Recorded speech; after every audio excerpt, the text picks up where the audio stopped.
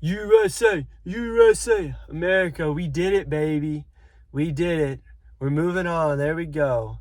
This is Zach. I'm talking World Cup every single day. This is day 9 of the World Cup.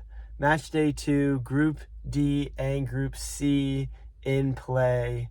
Let's talk about the games as I do every single day. Let's start off. We'll come to the USA later. Let's start with Group C first, where the first game from Group C was Morocco and Scotland, and Morocco got off the bat quick. A huge goal, and I think it was 69 seconds. Nice.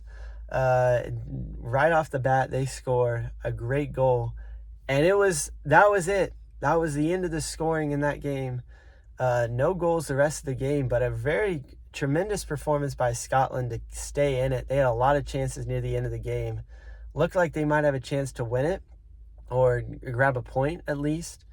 And it didn't happen. Morocco with great defensive play to gain the 3 points to go to 4 and move to top for the moment until the next game played. But Scotland now on 1 point. We'll see how that all plays in. I'll go talk about the next game, and then we'll kind of talk about Group C as a whole.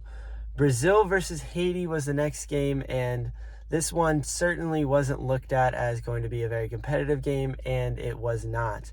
Brazil gets right off the jump, scores 3 goals in the first half. Mateus Cunha with a brace, and Vinny Jr. gets in on the scoring right before the half.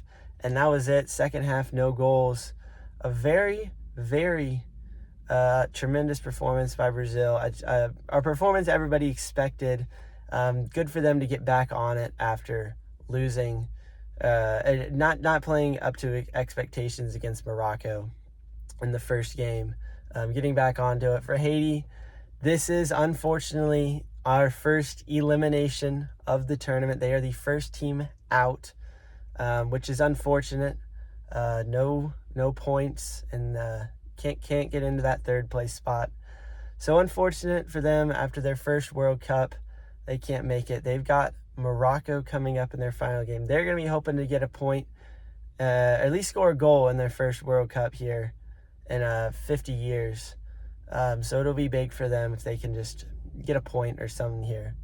But as for Group C, so you got now Morocco on 4, Brazil on 4, Brazil ahead because of goal differential, Morocco on 4 right behind them. And then you've got Scotland on 3 points, and then you got Haiti on 0, obviously. So Scotland will take on Brazil, and Morocco will take on Haiti. So that Morocco looking to try and Brazil and Morocco, all 3 of them are probably going to make it in to the knockouts.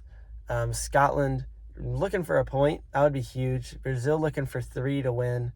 And Morocco, depending on how bad they beat Haiti, or if they, maybe who knows what can happen. Maybe they don't win against Haiti.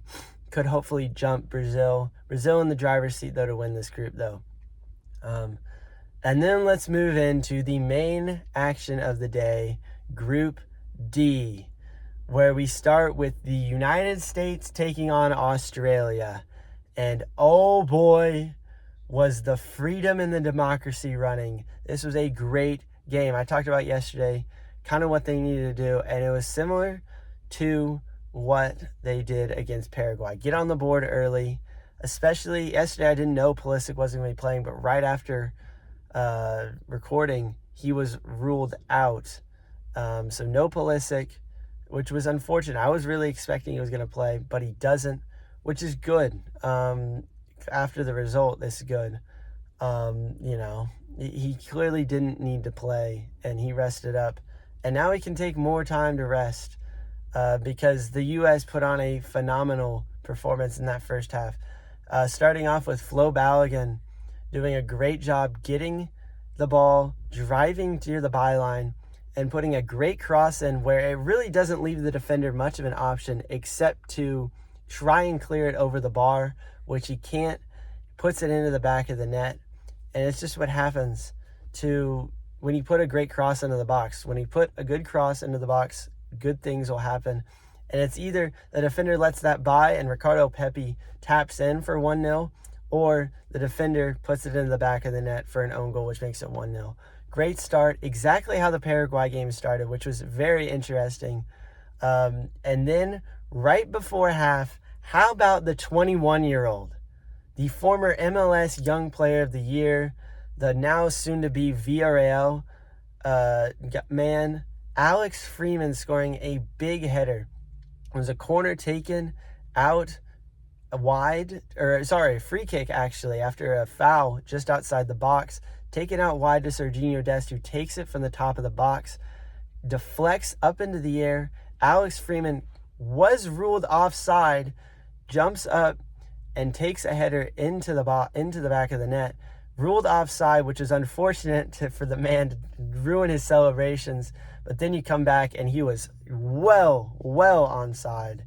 And that was wonderful way to end the second half.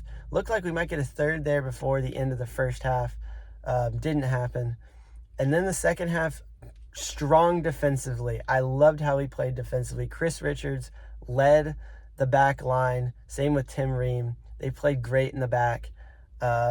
Without Pulisic, this was about as good as I thought this game could have gone for the United States to win 2-0.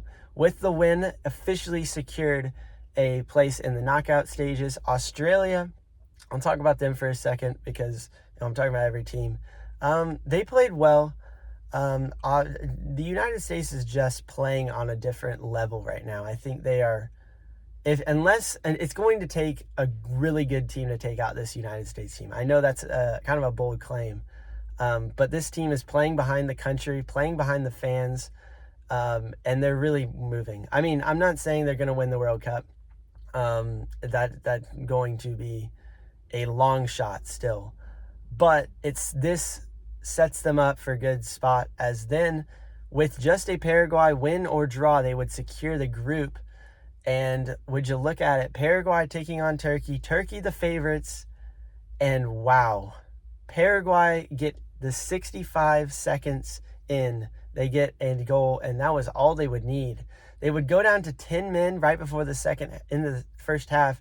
Miguel Almiron would cover up his face when talking to a ref, which is a red card, new rules of this World Cup. And he's sent off, but Turkey couldn't make anything of it. And Turkey are officially the second team eliminated from this World Cup, the most shocking team eliminated from this World Cup, in my opinion. I mean, two absolute stinkers from them. Playing Australia and Paraguay for a team that was in the Euros and playing well in the Euros 2 years ago, absolutely should have won both of these games. I was fully expecting them to be on 6 points as well with the United States coming into this last group game, but they aren't. And now the United States, with that result, win the group and now have secured, there's nothing to play for in the last game against Turkey. They can rest up all their guys that are on yellows and everything. It's a great spot to be in, just like Mexico. Let's go. United States now will get to play a third place team in the round of 32, and they now have a much easier path to getting back deep into the knockout stages, which is what they're looking to do. Huge for the United States, huge. So they on 6 points win the group, but then it also sets up Paraguay and Australia on 4 points or 3 points each, are in that second and third slot. They're going to be battling it out for who's going to the knockouts potentially. If they can both draw, they could both probably get in. But a win for either one of those teams may send the other team packing. And then Turkey, as we said, on 0 points, are knocked out, which is unfortunate for a team that looked really like I expected Turkey. I thought Turkey might win this group, to be honest. But the United States do it. Love it. I absolutely love it. America should be loving this. All Americans should be getting around this team, rooting this team on, because what they're doing is truly inspirational for this country. And let's go USA. I'll see you tomorrow for day number 10.